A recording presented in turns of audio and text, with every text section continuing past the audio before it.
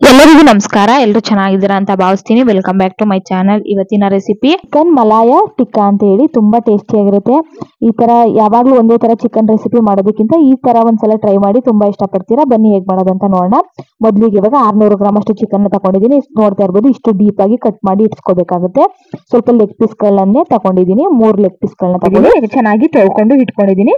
ಇವಾಗ ಒಂದ್ ಬೌಲ್ಗೆ 2 ಕಪ್ ಅಷ್ಟು ಮೊಸರನ್ನ ಹಾಕೊಂಡಿದ್ದೀನಿ. ಗಟ್ಟಿ ಮೊಸರನ್ನ ಹಾಕೊಳ್ಳಿ. 1.5 ಕಪ್ ಅಷ್ಟು ಫ್ರೆಶ್ ಕ್ರೀಮ್ ನ ಹಾಕೋತಾ ಇದ್ದೀನಿ. ಹಾಕೊಂಡು 1 ಸ್ಪೂನ್ ಅಷ್ಟು ಪೆಪ್ಪರ್ ಪೌಡರ್ ನ ಹಾಕೋತಾ ಇದ್ದೀನಿ. 1 ಸ್ಪೂನ್ ಅಷ್ಟು ಚಾಟ್ ಮಸಾಲ, 2 ಸ್ಪೂನ್ ಅಷ್ಟು ಧನಿಯಾ ಪೌಡರ್ ನ ಹಾಕೋತಾ ಇದ್ದೀನಿ. ರುಚಿಗೆ ತಕ್ಕಷ್ಟು ಉಪ್ಪನ್ನ ಹಾಕೋತಾ ಇದ್ದೀನಿ. 1 ನಿಂಬೆ ರಸನ ಹಾಕೊಳ್ಳಿ. ನಿಂಬೆ ರಸನ ಹಾಕೊಂಡ್ಮೇಲೆ 1 ಸ್ಪೂನ್ ಅಷ್ಟು ಜೀರಾ ಪೌಡರ್ ನ ಹಾಕೋತಾ ಇದ್ದೀನಿ. ಅರ್ಧ ಸ್ಪೂನ್ ಅಷ್ಟು ಅರಿಶಿನ ಪೌಡರ್, ಮತ್ತೆ ಒಂದು ಅರ್ಧ ಸ್ಪೂನ್ ಅಷ್ಟು ಕಾಶ್ಮೀರಿ ರೆಡ್ ಚಿಲ್ಲಿ ಪೌಡರ್ ನ ಹಾಕೋತಾ ಇದ್ದೀನಿ.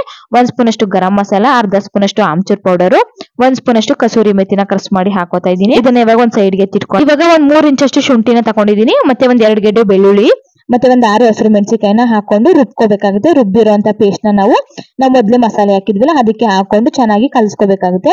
ರುಚಿಗೆ ತಕ್ಕಷ್ಟು ಉಪ್ಪನ್ನ ಹಾಕೊಂಡು ಚೆನ್ನಾಗಿ ಕಲ್ಸ್ಕೋಬೇಕಾಗುತ್ತೆ. ಒಂದಕ್ಕೊಂದು ಬೆರಿಬೇಕು ಮೊಸರು ಜೊತೆ. ಸ್ವಲ್ಪ ಗಟ್ಟಿ ಮೊಸರನ್ನ ಹಾಕಿರೋದ್ರಿಂದ ನೋಡಿ ಈ ರೀತಿಯಾಗಿ ಆಗುತ್ತೆ ನಮ್ಗೆ ಕಲ್ಸ್ಕೊಂಡ್ಮೇಲೆ.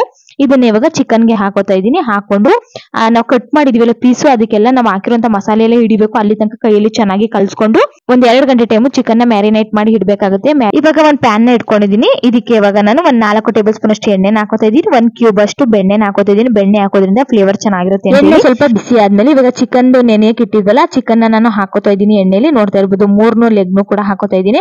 ಹಾಕೊಂಡು ಐ ಫ್ಲೇಮ್ ಅಲ್ಲಿ ಇಟ್ಕೊಂಡು ಒಂದ್ 10 ನಿಮಿಷ ಬೇಯಿಸ್ಕೋಬೇಕಾಗುತ್ತೆ. ಮತ್ತೆ ನಮ್ಗೆ ಚಿಕನ್ ಸ್ವಲ್ಪ ನೀರಿನ ಅಂಶ ಬಿಟ್ಕೊಳ್ಳುತ್ತೆ. ನೀರಿನ ಅಂಶ ಬಿಟ್ಕೊಂಡ್ರು ಸಹ ಅದು ಫುಲ್ ಡ್ರೈ ಆಗ್ಬೇಕು. ಅಲ್ಲಿ ತನಕ ನಾವು ಒಂದ್ 10 ನಿಮಿಷ ಫ್ರೈ ಮಾಡ್ಕೋಬೇಕಾಗುತ್ತೆ. ನೋಡ್ತಾ ಇರ್ಬೋದು ಇವಾಗ ಮತ್ತೆ ತಿರ್ವಾಕೊಂಡು ಕೂಡ ಬೇಯಿಸ್ಕೊತಾ ಇದ್ದೀನಿ.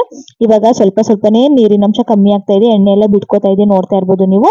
ನೋಡಿ ಇಷ್ಟು ಫ್ರೈ ಆದ್ಮೇಲೆ ಇದಕ್ಕೆ ನಾವು ಮೊದ್ಲೇ ಚಿಕನ್ ನ ಮ್ಯಾರಿನೇಟ್ ಮಾಡಿ ಇಟ್ಟಿದ್ದೆ ಅದ್ರ ಮಸಾಲ, ಆ ಮಸಾಲೆನೂ ಕೂಡ ಇವಾಗ ಹಾಕೋತಾ ಇದ್ದೀನಿ. ಚಿಕನ್ನಿಗೆನೆ ಹಾಕೊಂಡು ಐ ಫ್ಲೇಮ್ ಅಲ್ಲಿ ಇಟ್ಕೊಂಡು ಒಂದ್ 5 ನಿಮಿಷ ಮೊದ್ಲಿಗೆ ಚೆನ್ನಾಗಿ ಕುದಿಸ್ಕೋಬೇಕಾಗುತ್ತೆ.